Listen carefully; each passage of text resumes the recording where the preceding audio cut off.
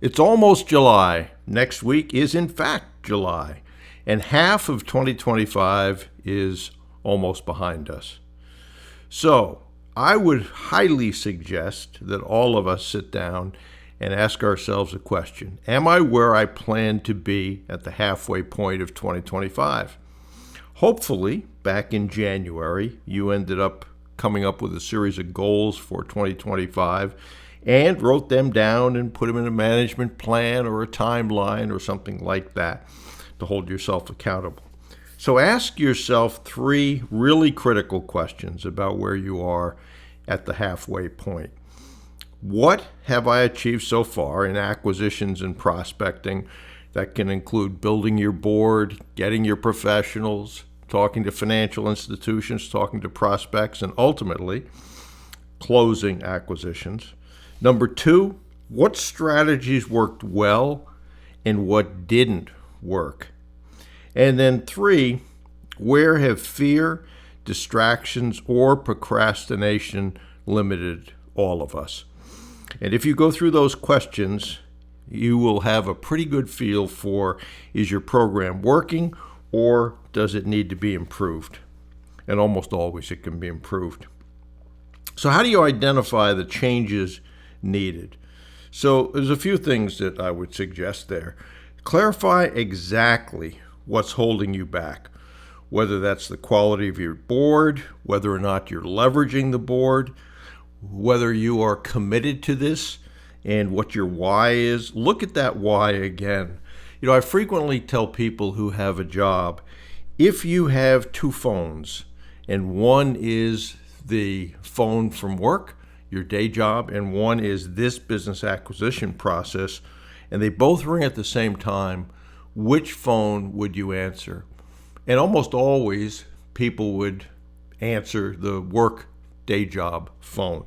Understandable, they're paying you to work, but it also shows you where your priority is.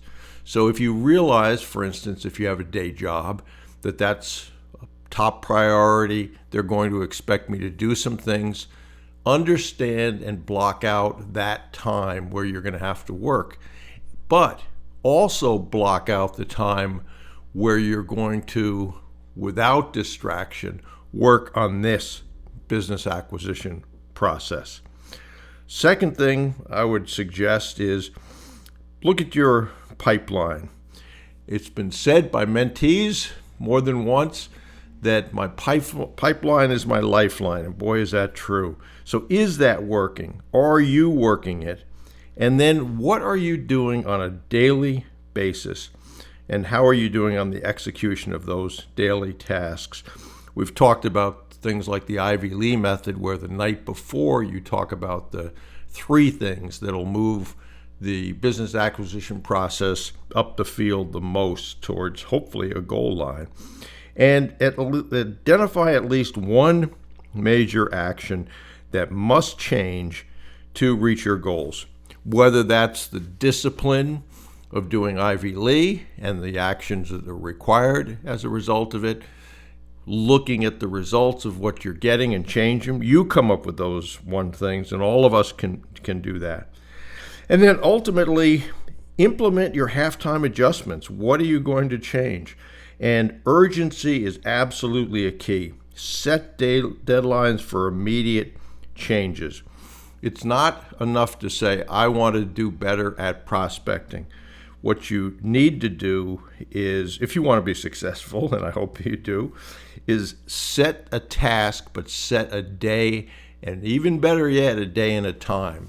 It's one thing to say, I want to work out tomorrow. It's another thing to say, I'm going to work out at 7 a.m. tomorrow morning. And then share your adjusted goals and action plans with those people that can help you become accountable and hold you accountable. Perhaps that's me, perhaps it's your board, perhaps it's some other accountability partner. Just be careful with accountability partners that it doesn't become a pity party. So I typically don't spend a lot of time with that. Your mentors can act as an accountability partner, but that will help you stay on task. And then commit publicly within the group, if you're in group coaching or the VIP mastermind, what you're doing and how you're going to do things differently than what you've done before. And again, that's an accountability. When you say you're going to do something, I would suggest you get in the habit of under-promising and over-delivering. So, in summary, remember, progress demands honesty with yourself. And I did recently a piece on what separates those from that are most successful from those that aren't. We all know the things like taking action, staying focused, all of those things. But one of the biggest things is there's no excuses. My most successful mentees don't spend any time saying, well, this happened and the reason it happened was X. They just say, okay, here's the situation. What are we going to do to fix or change it? And don't waste the second half of 2025 repeating the same mistakes. If you're honest with yourself, if you can identify what needs to be improved, work on those in 2025. There's still 6 months to get across the goal line.